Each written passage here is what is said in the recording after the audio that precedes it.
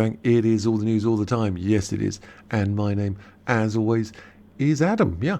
And we're looking at some interesting news today coming from Le Journal du Dimanche. That means the Journal of Sunday. The Journal of Sunday. Why is French always backwards? I don't know. But the Sunday Journal. And what is it saying? Exclusive. Maïwenn on the set of her film Jeanne Du Barry. My staging is neither pop nor rock. I don't know how much that helps us. If you tell me two things that it's not, it doesn't tell me anything that it is. But there you go.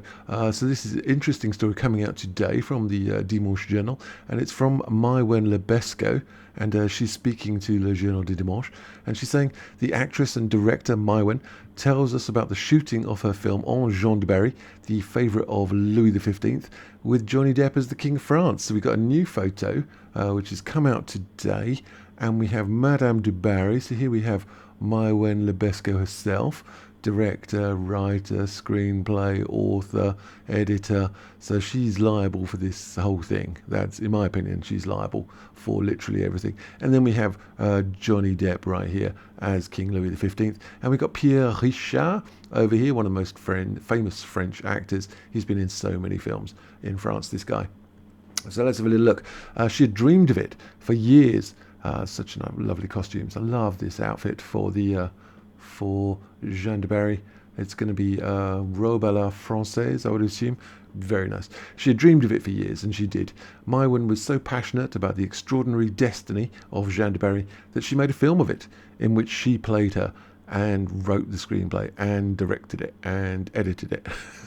Filming wrapped in early October after 11 weeks of intense on-set work. The actress and director is in the middle of editing and says she does not yet see the end of it. Well, we're now currently at 31st of December, so it's been going from at least October, like 8 weeks of editing so far. She does not see the end of it. I knew that this cinematic adventure would be a very big test. I hold on because Jeanne is more important than anything, she says. I wanted to make a tale about a magnificent loser who runs to her loss. Wow, okay, I can see the sort of theme of this thing. So the Jeanne Du Barry, scheduled for release in 2023, which is tomorrow, will focus mainly on the courtesan's relationship with Louis XV, without sticking completely to great history. Oh, that's always dodgy. When you go off track like that, it can be very, very dodgy indeed. A lot of people can make complaints and say, well, you know, Jeanne Du Barry wasn't walking around with a mobile phone. Jeanne Du Barry didn't have like a Mercedes car or something. You know, but you see what I mean. It can be like problematic anyway. And the French have a very different relationship with courtesans and mistresses than I think the British and the Americans might do. So that's a whole different thing as well. Because it was necessary to find the look of a filmmaker, Maïwenn opted for radical choices. Ooh, risky. Purists may criticise, I think they will, me, but I'm preparing for it. I completely assume the angle I've chosen is above all a work that respects the obsession of its director and who dares to add lyricism, poetry and even humour. Oh, if you say so. A rereading in the vein of Mary Antoinette of Sofia Coppola. Our only point in common is to have wanted to take liberties. I see what she's saying. She doesn't want to remake the film in the style of Sofia Coppola. She wants to do it in her own way. Our only point in common is to have wanted to take liberties, but my staging is neither pop nor rock. Well, what is it then?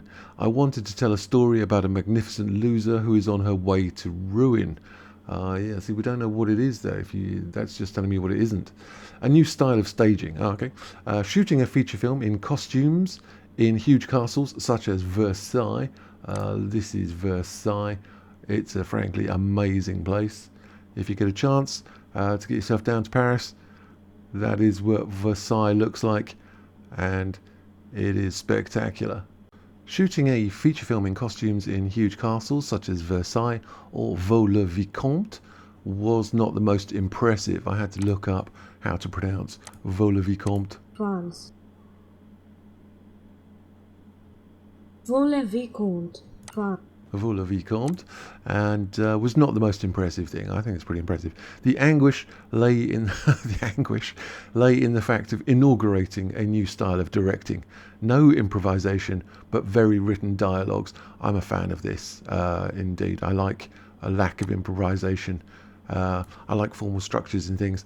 Because the last time I was watching a film about them improvising, it was the Ghostbusters 2016 film, and they improvised a lot of that, and the end result was shocking. So yeah, I'm a fan of actually written dialogues and having a plan. So there's no improvisation, very written dialogues in a format of 35mm. All right, the one who was in front of and behind the camera had never handled. So was this filmed in 35mm on actual film, or was it digital? That would be quite strange. All this while being squeezed in the Du Barry corset all day. No one can imagine what torture that is. Fortunately, she could count on a royal cast. You had Pierre Richard as Richelieu. He's a very famous French actor, Pierre Richard. He's been in loads of loads of films in France for years, since the 1970s. So he's a hugely well-known French actor. If you're of the French persuasion, you will know this guy from endless films you've seen. Who else was in there? So that's Pierre Richard. And he was Richelieu. No, not Cardinal Richelieu from the Musketeers, but Duc de Richelieu. And we have Benjamin Laverne. Benjamin Laverne is this guy. He's quite a young, new guy. He's been in a few good things, quite a lot of good things. But he hasn't got the history and depth that Pierre Richard has. So he's more of an up-and-coming guy. And we've got Benjamin, and he's going to be playing Benjamin, the monarch's right hand, right arm. Right arm. And we've got Melville Poupard as Du Barry. This is Melville Poupard. Again, a younger, sort of up-and-coming, been in a lot of good things, more international, I think, than the other two guys who are quite French in their history. These are more Western, if I could say that. Western? No, because France is West. More English speaking is what I mean.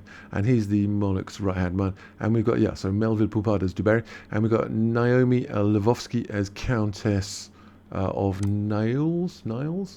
I don't know how to pronounce that either. And she's been in quite a few things. There she is. And she's been in a number of films. Again, I would say quite French in style. And Johnny Depp, I don't know who that guy is, as Louis XV. And facing her, the American comedian. I was like, who? The American comedian took a lot of pleasure. She's saying Johnny Depp is the American comedian. I was like, okay. That's not how most people think of Johnny Depp, but okay. Facing her, the American comedian took a lot of pleasure in looking for the nuances of the wigs to impose his royalty. I had to read this. I got to there before I worked out she meant Johnny Depp. He likes to transform a lot. He's a real chameleon. He's always very keen on looking for his character. So that's the American comedian. And how did it happen? Well, it was a simple email to Johnny Depp's agent. That's all you have to do. Maïwenn had initially thought of 2 French actors, so Johnny Depp is actually the 3rd choice for this film. 3rd choice. Disappointing for Johnny Depp there. But after their refusal, so they turned it down, he gets the chance. A friend had advised her to list her dreams. I wanted someone complex, both beautiful and destructive, and above all, a personality that makes you want to bow as soon as you enter a room.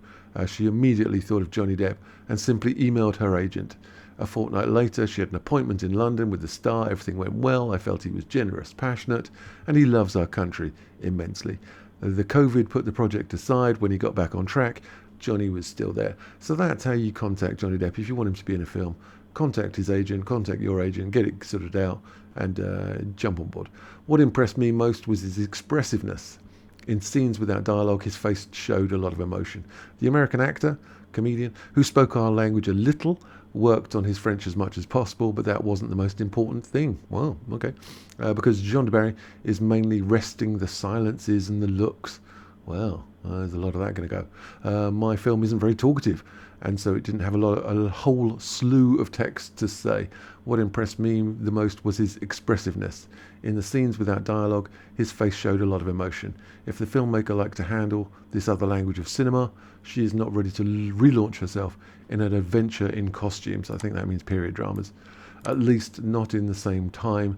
She still has in mind the project of a war film. another obsession. So maybe we could be looking at Johnny Depp in a war film. But they're back to that image. Very interesting. It looks much better than that initial photo. This jacket looks amazing. The tricorn is brilliant. The under jacket is really nice. This is going to be full brocaded silk in robe à la française. This is the height of French aristocracy. Very nice indeed. And he's got, what's that going to be, a small sword? Yeah. Very nice indeed. The silk jackets. It's a good all day long. Well, there you go. Let me know your thoughts. And do you think it's going to be good? Do you think it's going to be rewriting this this story? I think for a lot of English people or a lot of English speakers, they don't know the story, so they won't mind at all. I think for French people, they do know the story in the same way that English people know the story of Robin Hood, and they know the story of King Arthur. And if you change those around, people get a bit upset and sort of start looking at you sideways. So yeah, I think each country has its own sort of story and myth, and if you change that around, people get annoyed. But I think for English speakers, they won't mind. They won't even notice the differences. So yeah, let me know your thoughts. And does your country have like a? It must do. Every country has got like a story, like a theme, like a story they know, and everyone in the country knows it. Yeah, let me know. And like and subscribe if you'd like to know more. And let's have a little look at Versailles. What a place. What a place Versailles is. Look at that. That's what you can do when you just throw money at something. Whew. So nice. All right. And that's about it. And I will see you guys later.